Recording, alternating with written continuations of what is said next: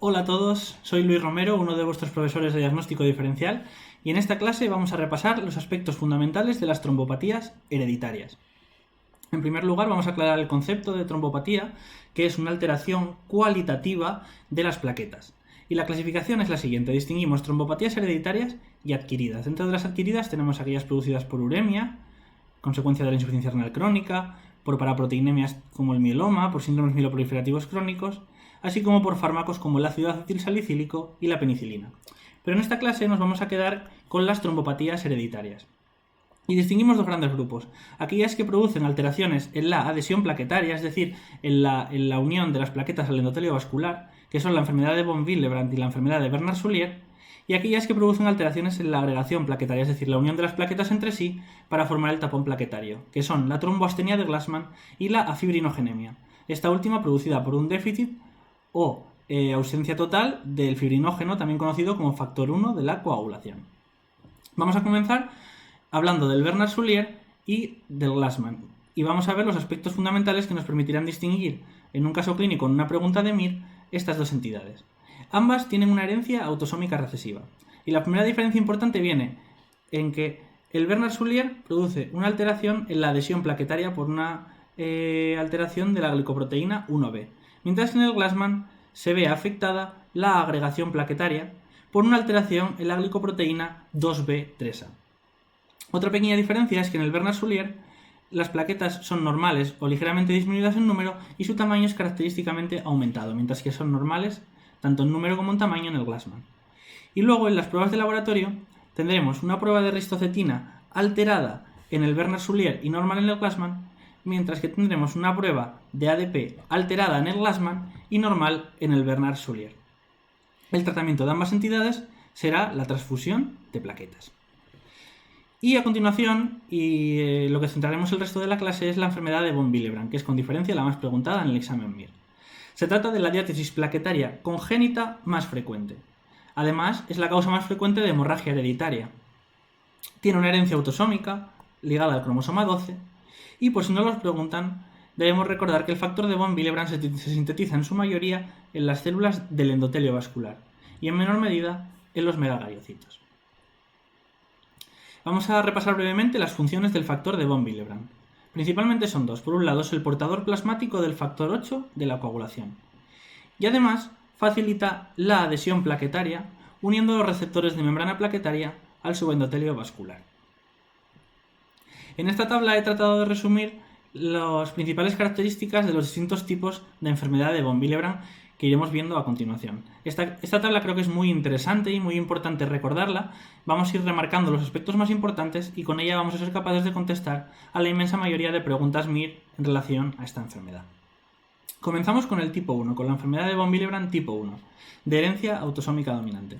La patogenia en el tipo 1 es una disminución en la liberación endotelial, es decir, el factor de von Willebrand se sintetiza correctamente, pero el endotelio lo atrapa, no lo deja salir al plasma. De tal modo que en la analítica encontraremos un factor de von Willebrand disminuido, un factor 8 disminuido ya que no hay transportador, y la prueba de ristocetina estará disminuida. En el tipo 2, la cantidad de factor de von Willebrand es normal, pero lo que tenemos son multímeros de factor de von Willebrand disfuncionales. Y dentro del tipo 2 tenemos varios subtipos, el 2A, el 2B y el 2C. Y solo quiero que recordéis el 2B, cuya herencia es autosómica dominante al igual que el tipo 1, y es muy importante la patogenia. Y es que ese factor de von Willebrand anómalo tiene un exceso de avidez plaquetaria, lo que se traduce en una prueba de ristocetina muy elevada, debido a ese exceso de avidez plaquetaria que tiene el factor de von Willebrand anómalo. El factor de von Willebrand en sangre será normal y el factor 8 será normal. Por otro lado, tenemos el tipo 3 de von Willebrand, en el cual el problema es un déficit en la síntesis endotelial del factor de von Willebrand. La diferencia con el tipo 1 es que en el tipo 1 se sintetiza el factor de von Willebrand con normalidad, pero queda atrapado en el endotelio. Aquí el problema es de síntesis, no es que quede atrapado en el endotelio, sino que no se llega a sintetizar. Es autosómico recesivo y el factor de von Willebrand estará muy disminuido, el factor 8 muy disminuido y la prueba de ristocetina también disminuido. Por último, vamos a comentar una entidad que se denomina pseudo von Willebrand y que es muy similar al tipo 2B de la enfermedad de von Willebrand. Con la diferencia de aquí, aquí en lugar del factor de von Willebrand anómalo, como sucedía en el 2b, hay unas plaquetas anormales que tienen una mayor avidez por el factor de von Willebrand. Y encontraremos exactamente los mismos hallazgos con el tipo 2b, es decir, un factor de von Willebrand normal, un factor 8 normal, pero un aumento de la prueba de aristocetina por ese aumento de avidez por el factor de von Willebrand que tienen las plaquetas anormales. La clínica que referirán estos pacientes será la de hemorragias leves y moderadas tras traumatismos o cirugías en los tipos 1 y 2 de la enfermedad de von Willebrand, mientras que en el tipo 3, en el que ya la alteración es más grave, ya que no se sintetiza bien este factor, habrá hemorragias graves de forma espontánea.